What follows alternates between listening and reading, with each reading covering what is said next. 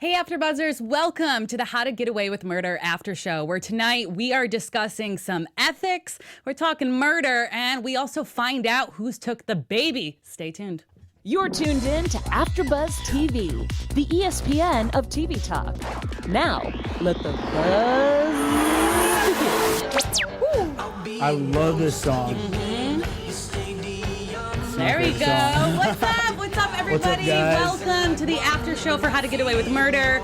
I am your host, Nadine, Della, Pelle. I am so sorry I missed the first 2 weeks. I was with you guys last season, but I was out of town and I couldn't make it. And I'm so sorry, but I am back.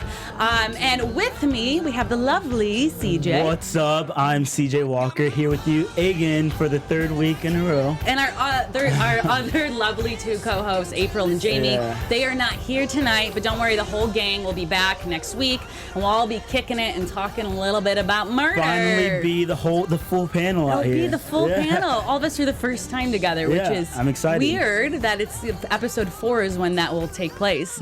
Well, thank you guys for joining with us. What an amazing episode. I truly loved this. What were your thoughts initially on the show? I thought this episode was a lot. It gave us a lot more information that we didn't have in the last episode, so I really liked it. Yeah, me too. I thought it was great. We got to see kind of where everyone's going in this season. We saw every character and what's happening with them. Yeah. You know, we see where Michaela's going, everything she's trying to deal with She's Tegan. going crazy. That's where she's going. She's trying to deal with stuff with Tegan. It's not going well with her. We see Nate on his own journey trying to figure out who took the baby. We'll get into all of that soon, but I was very happy with it, and I'm very pleased with how the season is going overall. We see you in the chat, everyone. Thank you so much for being in there. Sorry we got off to a late start, but we're here and we'll be chatting and talking. So I have it up right here. So please, if you have questions or anything, I'll be reading it while I'm not talking, or also while I am talking. I can multitask. All right, so let's get into it. We start with, as per usual, we start with our what's gonna come. We see 2 months into the future now, and we finally see the end of the conversation that Michaela and Bonnie had in the bathroom. Yeah. I knew that it wasn't gonna be that she was gonna make up an excuse or tell her the truth of who the murderer was, because it's way too early of what's happening with the blood. So Bonnie just says that she cut herself shaving, and That's ridiculous. I don't. Like what? Who would believe that? well, no. What else is she gonna say? You know what I mean? I just killed somebody. It is a good excuse to say, because what else does it mean? And we see at the end, and we'll get into predictions, we see when Oliver doesn't come to the dance floor, that Michaela immediately looks to Bonnie, and she's like, girl, I wasn't believing that excuse, but I just kind of said, okay, whatever, we'll just let it slide. But then, we see later on that I don't think she's buying it. I feel like Bonnie just walked out and didn't give her a chance to even react to that. To her saying that it was just a cut. Mm-hmm. So, well, yeah. I mean, she doesn't want any more reaction. She didn't want anything else. So exactly. What's happening in 2 months is insane, but we can talk about what's kind of happening right now. We get a case. This is the big case that Annalise's boss wanted her to take on. The case that was going to bring the firm a lot of money. And we find out that not only will this case bring them money, but all other cases from this one client, Niles Harrington, could bring them about $1 billion if they make well with this guy who is a little cray-cray. And I loved kind of the way that this started with Annalise doing voiceover describing what a psychopath was. I did. And then, I wrote that down too. Yeah, describing what a psychopath was, and then they showed clips of each one of our main characters underneath her VO of what was happening. So I mean, these people that we love and we care about, they've committed a lot of murder, and sometimes we forget about that, and we're just like accept them because they're our family and we know everything else that has gone into it and what's happened. But when you put the title psychopath over it, I mean, I'm not a doctor or a therapist. I don't know a lot about what that entails.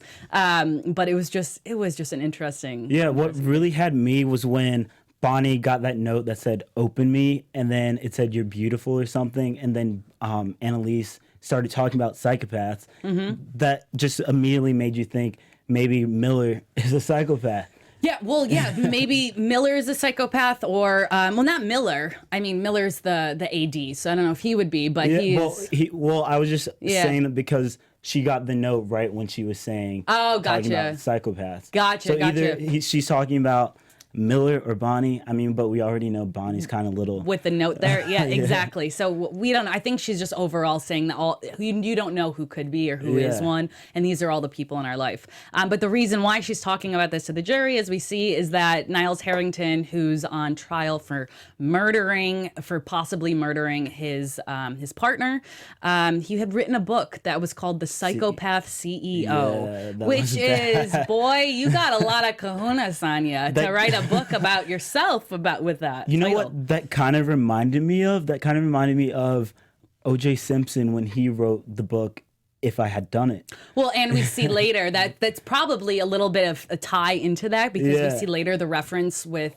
OJ, if it doesn't fit, you must acquit, and they tried the belt on just the way OJ tried the glove on. I felt like they were trying to make something out of it. I didn't even think of the book tying into that, but like, if I did, it'd be this way. But yeah, maybe the book was another symbolism to that case and how it's all tied together. But this guy, man, I did not like Mr. Niles Harrington. Not at all. Did not like him. At one point when he was saying he can get people to do whatever he wants just by charming them, I thought that was the biggest thing, the biggest jerk move that he could say. Well, he described himself pretty well. He said he was the psychopath CEO. Yeah, so, exactly. I mean, he's kind of living up to his standards. Yeah, and Annalise was not having it at all. And I mean, I wouldn't want to take a case on for a guy who's acting like that, and I kind of feel for her.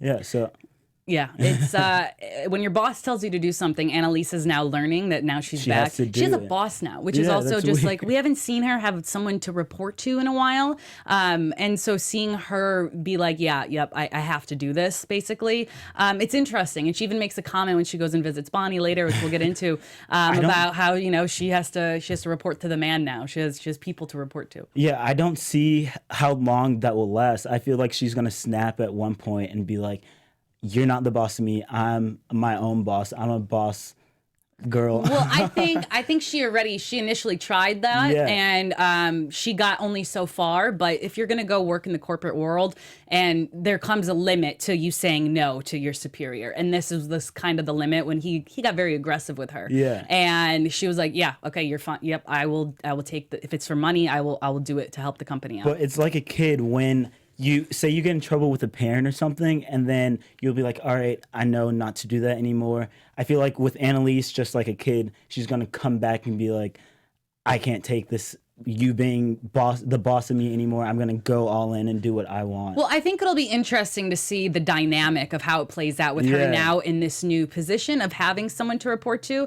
But I also think that she is mature enough and old enough and understands the situation, understands everything and why stuff is happening. But yeah, there may come a point later on where she wants to go branch out on her own. But right now, I mean, she's in the best spot. She has the ability to try these cases that she wouldn't be able to without being at a company that could financially support it. Yeah, I agree with that. So the beginning of this case, and I guess we'll just break it up and come back to it as we go through it. The one witness that Niles Harrington has, his alibi, is his secretary, who says that she knew exactly where he was at the time.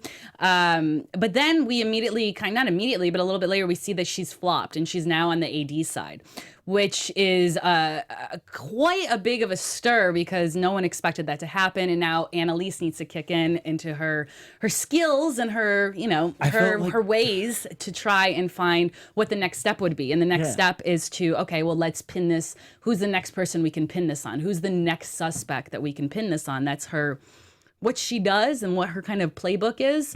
And this is where we see Asher come into play. Now, Asher is trying to Asher's my boy. I love that guy. Asher's trying to get on the good side of Miller because Annalise rejected him. And we see Asher always acting out in a sense of passion and in the moment. And it's just, I've seen his character develop throughout the past seasons, but I feel like right now it's plateauing a little bit because I wish that he wouldn't go to these lengths for revenge, and I wish he would kind of, grow up in a sense, which is exactly what Annalise Keating told him he wasn't doing, is why she didn't choose him.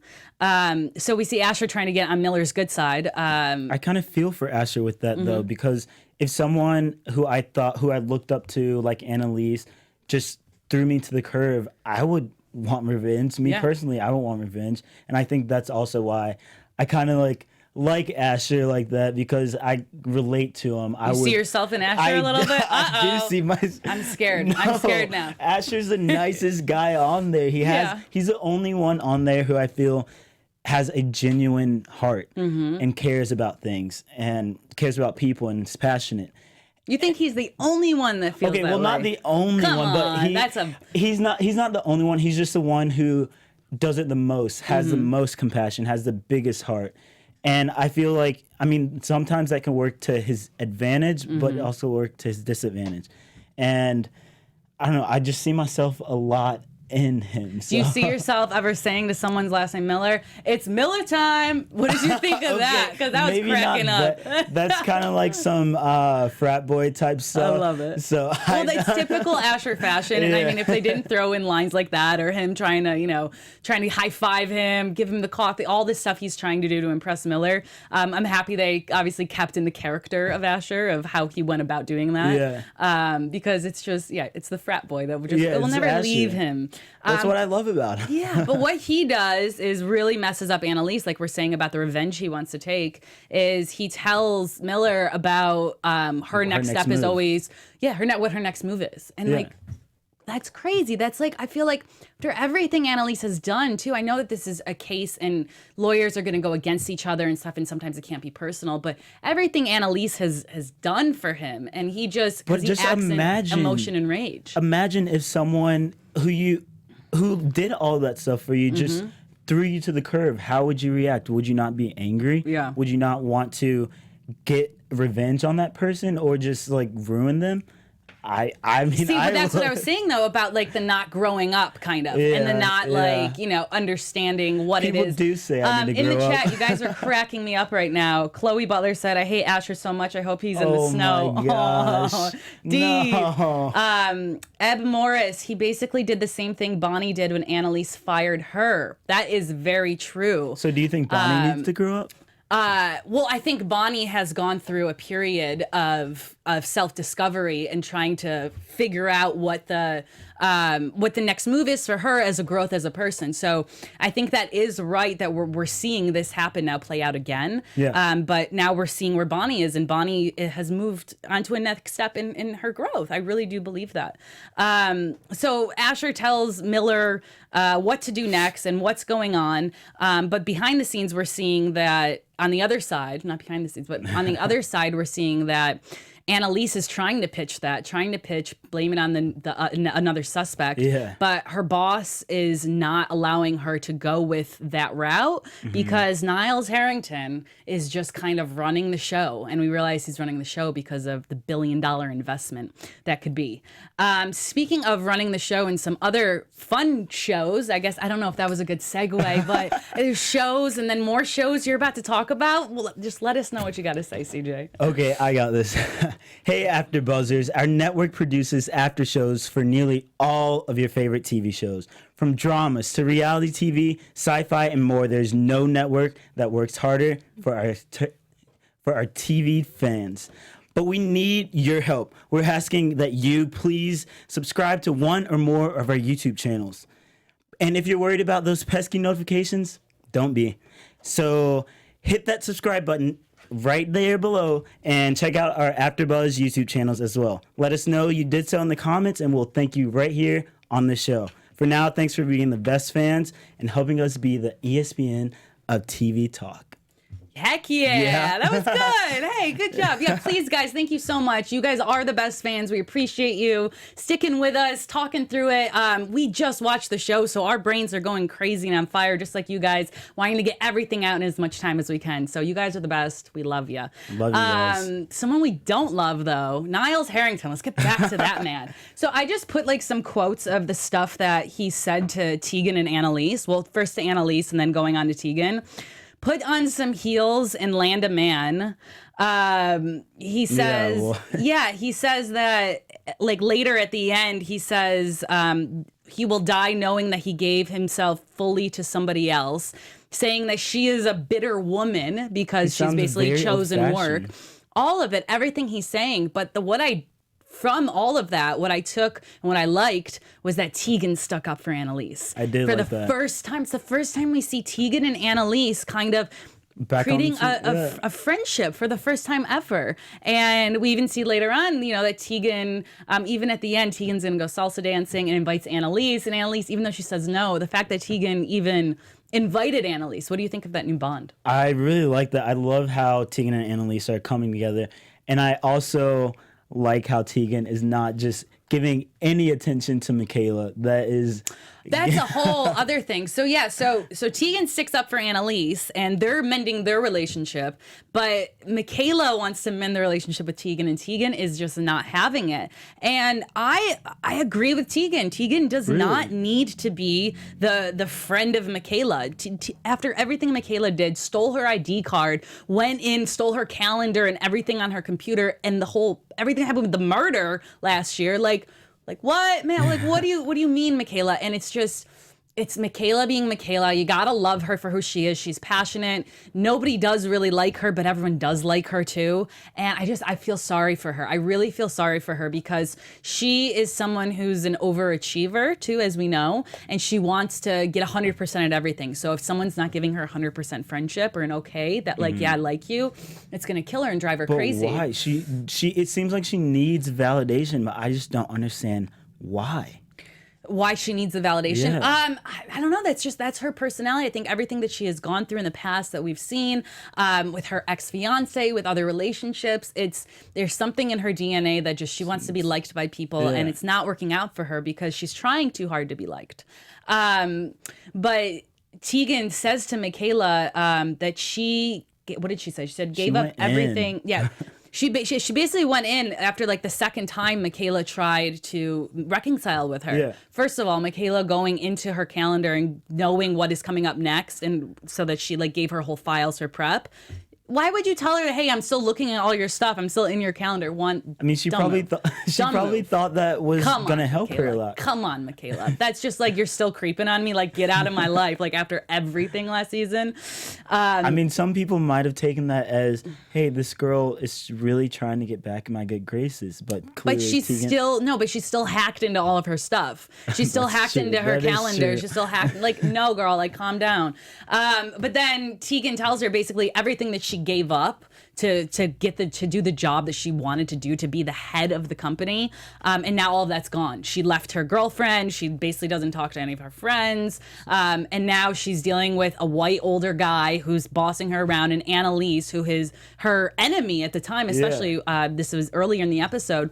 Her enemy is now working with her. Her like number one nemesis, and it's like, what is going on? You ruined my life, basically. Yeah, and then she said, she has to just see Michaela growing her career all smiles, while she basically ruined her life and put her career on life support. Well, it's all of that, yeah. And then Michaela says, I'm not giving up on us, which I thought was a little creepy. I was like, come on, Michaela, like, this is not your boyfriend. I kind of thought that was sweet, though. You thought it was sweet? I did, because it seemed like Michaela just really wants to be loved. She does. I know, and it's sad she wants to, but like, I'm not giving up on us. It's like they had a 5-year marriage and the guy wants a divorce and like he wants to take the kids, and I'm not giving up on us. But I feel like she needs to be loved, and that's why she went back to Asher at the end of when you're drunk, you want to go back to comfort. And I thought that she and Frank were about to like hook up, but then that didn't happen. Frank was like, let me take you home before something bad happens. Oh God. But I was kind of wanting it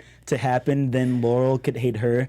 So, but it didn't. Because you want more fighting to happen? I love the drama. Don't we have enough drama in this place? I mean, this is AfterBuzz drama. CJ, woo!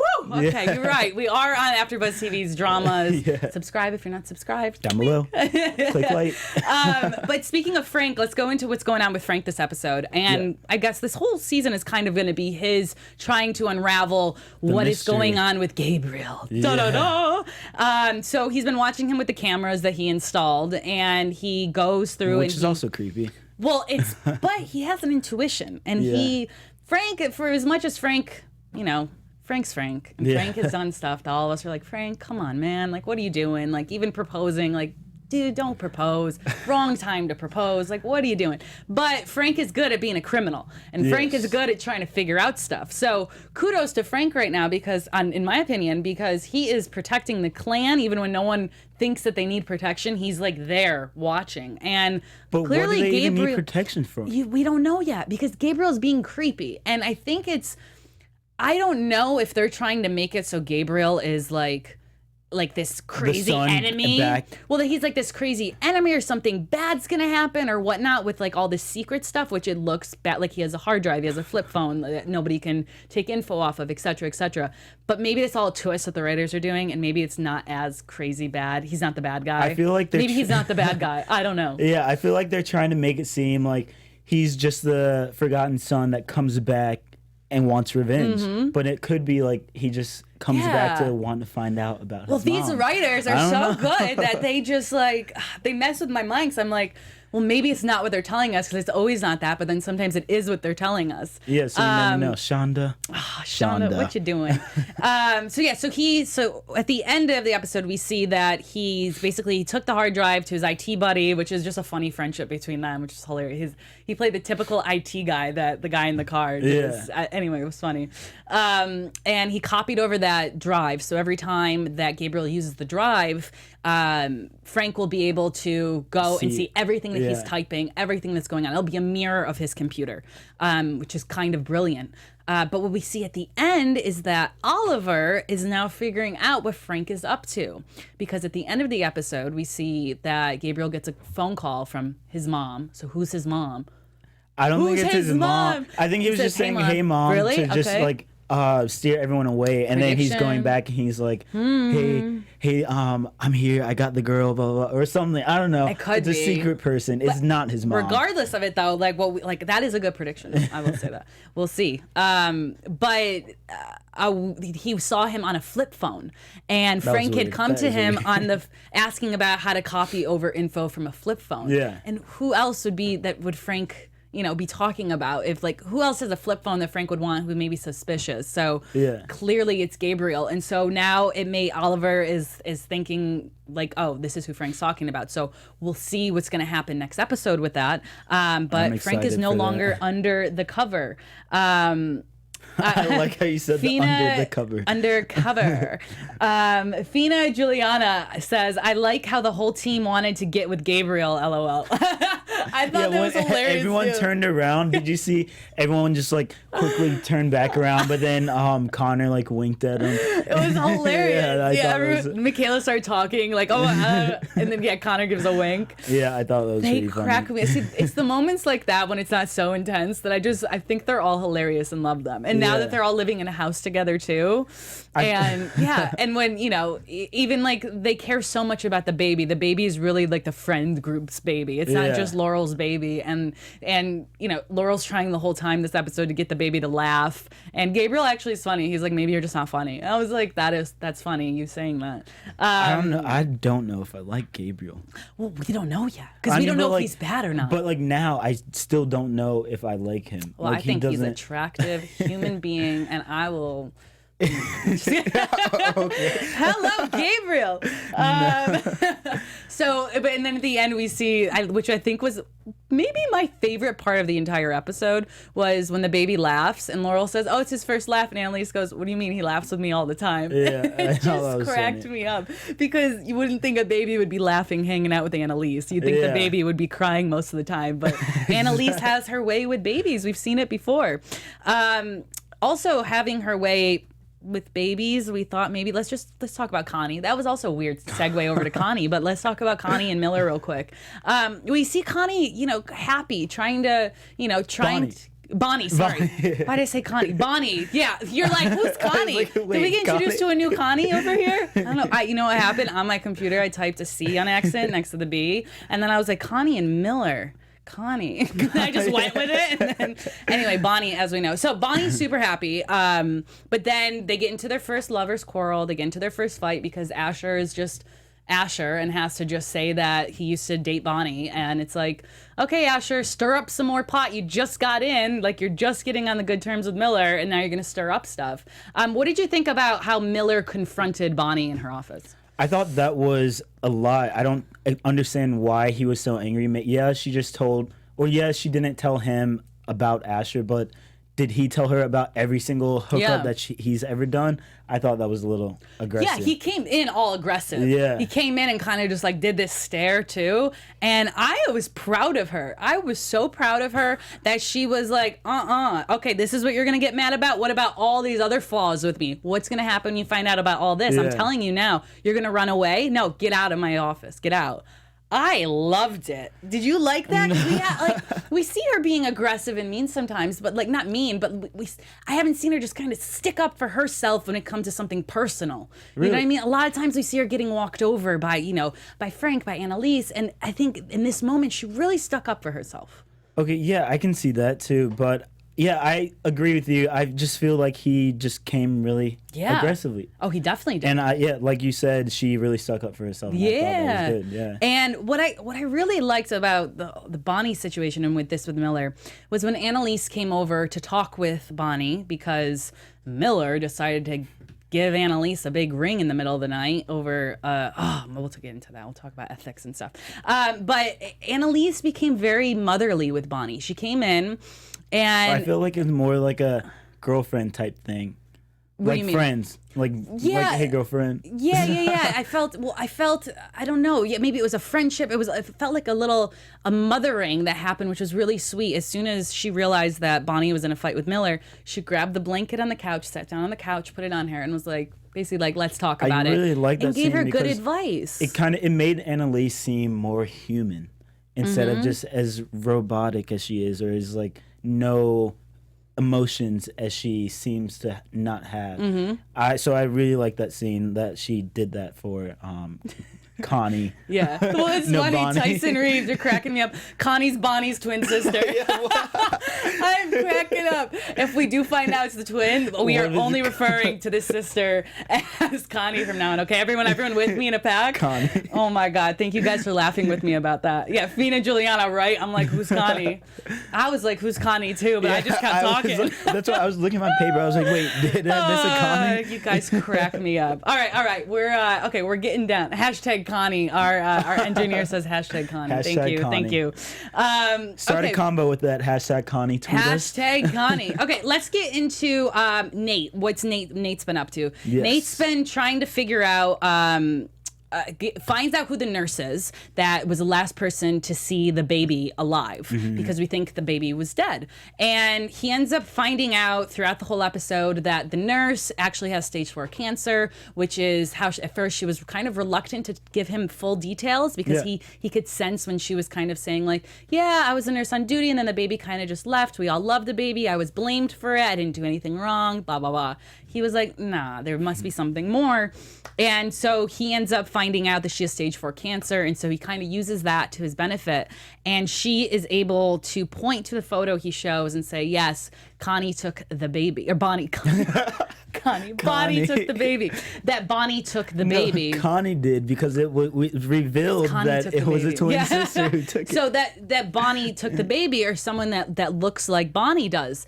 And we find out that the father lied to Bonnie about this. The father said that the baby was dead.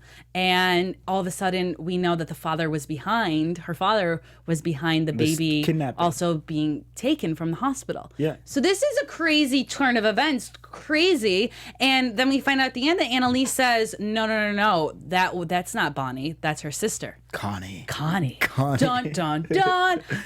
Which is just, it's intense. And I think, do you think next episode we're going to meet the sister? Do you think we'll ever meet the sister? Where do you think this is going to go? I know this is a little bit of prediction, but we can kind of talk about it. Yeah, I feel like we aren't going to meet her next episode.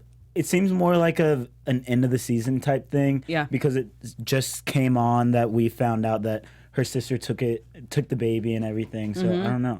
Yeah, I mean, maybe it'll be mid-season, but something's gonna happen where I think we'll meet the sister. I know we have to meet the sister. We're gonna meet the unless sister. she's dead. Oh my goodness, Connie can't be dead, guys. What if her sister's in the snow? That. Oh. Yeah. Oh, whoa, that was deep. And then Bonnie killed her. Yeah. Oh man, yeah, we need to figure out what's happening with his sister. Guys, tell us your predictions about that. Do you, like, because I really like. Okay, we'll get into that. That kind of just messed me up for a second. I know I'm talking all over the place, everyone. We're just only have a couple minutes left, so I just want to get through everything. And then another thing, the other big thing that was going on throughout this episode was that the governor Burkhead, he put an executive order out that said all student non-lawyers must fulfill an ethics requirement to continue helping out on any cases they're working on. AKA all her students helping her, Annalise, have to pass this ethics exam. The ethics exam is the next day. Yeah. Really, people, really, this is what we're talking about. So revenge was kind of a theme throughout this entire episode, because we see it with Asher, how he is getting back at Annalise. We see it. Tegan can't forgive Michaela, and we see it with right now with the governor going against Annalise. And so all the kids have to, they're like mid-20s, late 20s, but they all have to study for this ethics exam. And the great thing about that was we really got to see Connor, and we got to see how he just kind of told the board off. What'd you think about his craziness with that? I really liked that scene. He just went off on the board and just told them what was up. And I agreed with what he was saying. So yeah. It was good though.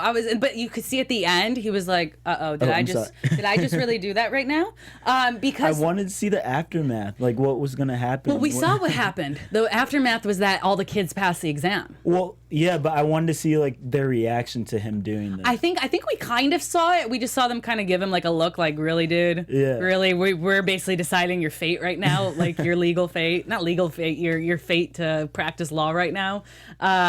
So it was interesting. And I didn't know how they were going to take it either. I didn't know how it was going to happen at the end, if there was going to be more struggle that they were all going to have to go through with passing the ethics test. Yeah. Because of what Miller said to Annalise, how, hey, I'm going to give you this deal. Let's do 10 years. And if you don't accept this plea deal right now, then I know all the members of the board for the ethics committee, and your whole class, they're all gone basically. Like, what is going on? People had a lot of kahunas today. So that happened. We are running low. So at the end of what happened with the case was that we see that Niles is going to jail to cover it up from his wife. His wife was having an affair. Crazy lady. It was all crazy. But the best thing was the OJ theory. The best thing was that they did, if the belt doesn't fit, you must acquit. And Niles says that out loud, and then he actually is guilty. Yeah. He's guilty, and what does this mean for the firm is the biggest thing that we're going to have to look at. So what does it mean for the firm going forward? They don't have $1 billion coming in now. And what is going on with her boss? Her boss got in trouble in London. What happens in London? What happened in London? He was on the phone with someone at the end, so I want to know what that phone call was. Yeah, and Tegan said it was misconduct. Was it misconduct? Yeah. I don't know what kind of misconduct. Annalise was like, is it sexual? We don't know. There's a lot happening. A lot happened in this episode, which was what made it a good episode. Exactly. And they lost the case. I was surprised. Were you surprised by that? No, not really. Not really? The guy kind of sucked, so... Niles, yeah. Sometimes it's just hard to defend a guy who you're like, dude, you should just... Oh, man. I kind of wish that his wife got put in jail as well with him. I mean... Yeah. I think they both should have went to jail. Him because he was an accessory for covering up, and her because she actually no one will know. And that was his last thing that he said, where he said that he's gonna die basically knowing that he did something out of the pureness of his heart and love for his wife. And it's like he talks all this, but actually he's like just a really bad guy. Okay, so I think we covered most of it. Let me know, guys, if there's anything else you guys want to chat about right now. But let's get into our special segment. Yes, so our special segment is Keating's Best. And with that... There it is. With that, we are basically choosing the MVP of this episode. We're seeing who did the most, who is the most valuable player of this episode. Who do you think it is? Who do I think is the most valuable? Okay, I think... Keating's Best. Who is the MVP of this episode, I think, would be... I know this is going to be weird, but I think it's Frank. And I think it's Frank because Frank isn't a part of everything else that's going on right now, which is what we're really focused on. And like I said, Frank is trying to figure out what this suspicious man is up to and doing. And he's succeeded in getting into the guy's laptop. And I know it's right now, it's not making a difference, but I think what he's doing right now is prepping us for saving the team later on. Okay. So that's why I think Frank wins. And what about out of the people who are just the circle, the core five? Oh, so you want me to give one more? Yeah. I would say Connor. I would say Connor because of what he said. Why do you think Connor? I wanted you to say that because because what he did in the boardroom, that really stuck out to me when he just went off on them, telling them what was up. I wrote him down. I was like, Connor is Keating's best. Done. That's it. Frank does that stuff all the time, so I don't think that's anything special. But Connor's sticking up for what's right. Yeah, and for you the don't think people. it's special because you're not almost dead like they are. We don't know what's going on. All right, let's get into some news real quick. Awesome. Good segment. TV news. Yes. Before we get into the news, Yes. who do you think is Keating's best? Comment below. Tell us in the live Connor. chat. Connor. Khaled says Connor. Connor, yeah. Fina Juliana says Bonnie. Ooh. Robert Meyer says definitely not Oliver. So Definitely those are not Oliver. I loved that. I loved that. Okay, so speaking of Frank, who was my MVP of the episode, Charlie Weber, who plays Frank, he is on the cover of La Palme magazine. Is it That Palme picture. or La Palme? I'm not sure. But he's for the fall spread. So look at him over there. He posted That's this style. on his Instagram. He looks great. I would love the definitely- haircut. I love all of it. I love what's going on with him right now. that outfit. Yeah. Like that's a dope jacket. He's kicking some butt right now. So good on you, Charlie. We love ya. And hopefully we find out what's going on the computer, Frank. And then up next, Carla Souza, a.k.a. Laurel. She answered some questions that we've been dying to know on About the her show. Instagram post. So she answered questions about her baby bump, and she also answered questions about what art she would like to master. So check it out. At xleximary asks, was Laurel's baby's bump always fake or was it real at one point? You know, my belly didn't really grow as much until it was like 6 or 7 months of my pregnancy. So it was always a fake belly. At the beginning, when I had to be, you know, with a little bump, they were thinking of doing a prosthetic belly. I was like, no, just put some air in my belly, you're good. So I saved them a lot of money for those first few months, so you're welcome. How to Get Away with Murder. At Slow Hand Sperry asks again, Slow Hand Sperry, what skill would you like to master? I would like to master the art of being in the present moment and listening. I love that. Yeah, I love that. I love that a lot. So the baby bump, we find out it was a fake. Yes. Da, da, da. All right. Every time I hear that, every time I hear that, I think of that squirrel. The video of the squirrel was like dun dun dun. Oh yeah, that's a good meme. Yeah. But now just imagine Laurel's face on the squirrel's head. All right, let's get into some predictions real quick. And now, your AfterBuzz This gets me in the mood TV. for Halloween as well. I love October. First of all, Khaled A, this cracked me up. He said Oliver found one email and their client got sent to prison, but he still got a full-time job. That's so true, because we can't lose Oliver. Like, Oliver has to be a part of the company somehow. Yeah. And he did do his job right, I guess. But that's funny. All right, some predictions. Let me know. What are you thinking? So predictions. At the end of the episode, we see Connor with the beat up face, and then they're all looking for Oliver. I honestly don't think that Oliver is the one in the snow because that's too obvious. Some people in the chat were saying that as well. Definitely not Oliver. Yeah, it's not him because that's too obvious. But I don't know. Like I was saying earlier, I feel like it's going to be Bonnie's sister, Connie, who we're calling Connie. I feel like it's going to be her because Bonnie is going to find out. You got me messed up. Yeah. But I feel like Bonnie is going to find out that her sister stole the baby and maybe raised it as her own or did something, I don't know, and she's going to kill her because of that.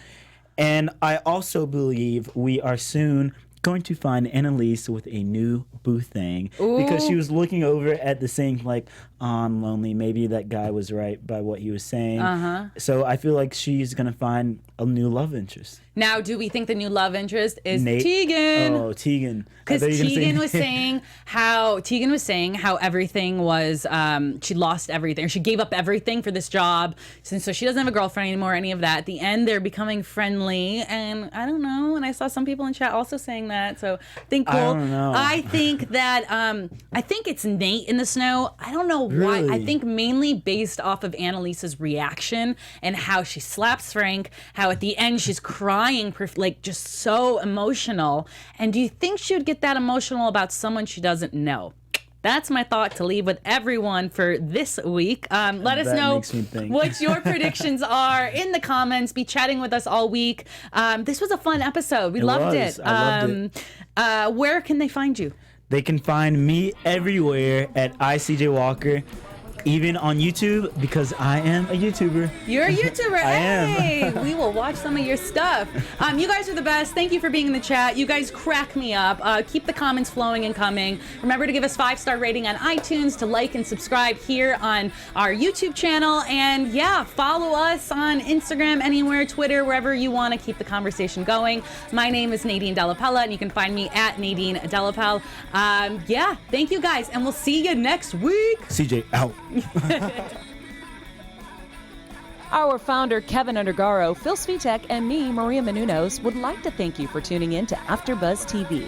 Remember, we're not just the first, we're the biggest in the world, and we're the only destination for all your favorite TV shows. Whatever you crave, we've got it. So go to AfterBuzzTV.com and check out our lineup. Buzz you later. The views expressed herein are those of the hosts only and do not necessarily reflect the views of AfterBuzz TV or its owners or principals.